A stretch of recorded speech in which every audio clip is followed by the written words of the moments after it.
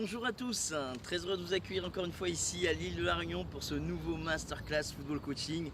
Aujourd'hui, on va faire juste un débrief sur le France-Danemark d'hier soir. L'équipe de France qui s'est imposée 2-1 sur deux buts d'Mbappé, encore une fois exceptionnel. Voilà, l'équipe de France est qualifiée pour ce huitième de finale pour la Coupe du Monde au Qatar. Et l'équipe de Didier Deschamps a fait une très bonne prestation encore une fois. Alors l'équipe elle a démarré comment sur un 1-4-2-3-1 avec Lloris dans les buts, avec Varane qui était de retour et Upamecano en défense centrale. Hernandez était à gauche, Koundé pour un poste de titulaire sur le côté droit. Au milieu on avait toujours notre duo Tchouaméni et Rabiot. Et puis notre je dirais quatuor offensif avec Griezmann, Giroud dans l'axe et Mbappé sur le côté gauche et Dembélé à droite. Donc voilà pour l'organisation de l'équipe de France. Alors l'équipe de France, comment elle a évolué un peu plus bas qu'à l'habitude, je dirais. Un bloc relativement assez bas parce que en fait des fois on ne fait pas attention. Mais ce qui est important de ce qu'il faut prendre en compte, c'est vraiment la qualité de l'adversaire. Donc la qualité de l'adversaire, c'était une équipe qui jouait pratiquement en 3-5-2 avec trois garçons en défense centrale qui couvraient l'axe du terrain. Et puis bon, ils avaient des garçons relativement assez rapides sur les extérieurs et ça nous a posé quelques difficultés. Et je crois sincèrement, je dirais à mon niveau en termes d'analyse, la problématique qu'on peut avoir au niveau de l'équipe de France sur ce type de match, et surtout quand on va aller un petit peu plus loin dans la compétition, c'est un peu ce rapport sur le jeu défensif et les espaces libérés de notre côté gauche.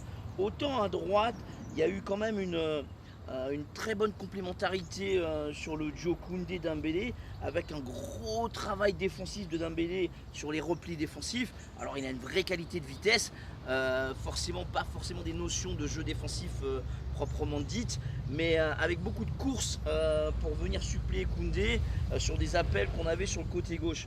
Alors de l'autre côté, on a eu quelques difficultés. Alors Hernandez est très bon sur son apport offensif. Alors ça c'est indéniable, de temps en temps encore une fois Mbappé rentrait à l'intérieur, donc ça passait dans son dos et effectivement ça peut être une très bonne chose pour l'équipe de France. Mais attention à l'équilibre défensif, on a vu que de temps en temps sur du 1 contre 1, Hernandez était en grande difficulté et à un moment donné il se prend petit pont, derrière et en centre et il y a danger. Donc voilà, là on est dans une étape de la compétition, on est sur les phases de poule. Dès qu'on va monter, je dirais en huitième de finale, sur les demi-finales, etc., ça va être des matchs encore plus élevés, je dirais, en termes d'intensité.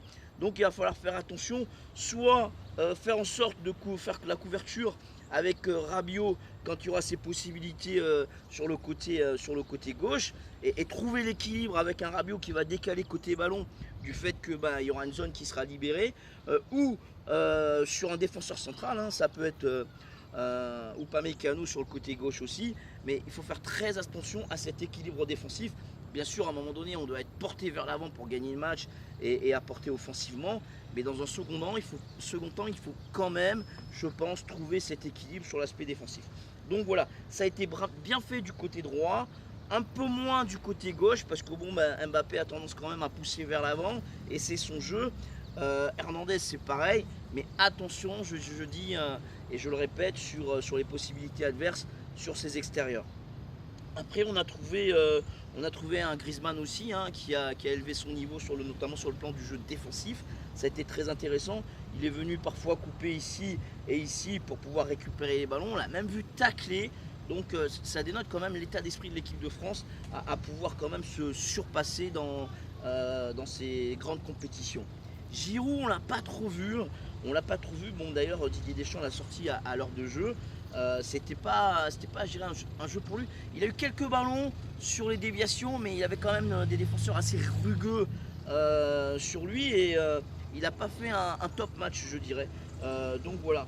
Après Mbappé, vous l'avez vu, excellent dans son rapport de jeu sur le 1 contre 1, excellent dans la finition, même s'il a eu encore beaucoup d'opportunités sur ce match-là, comme Griezmann.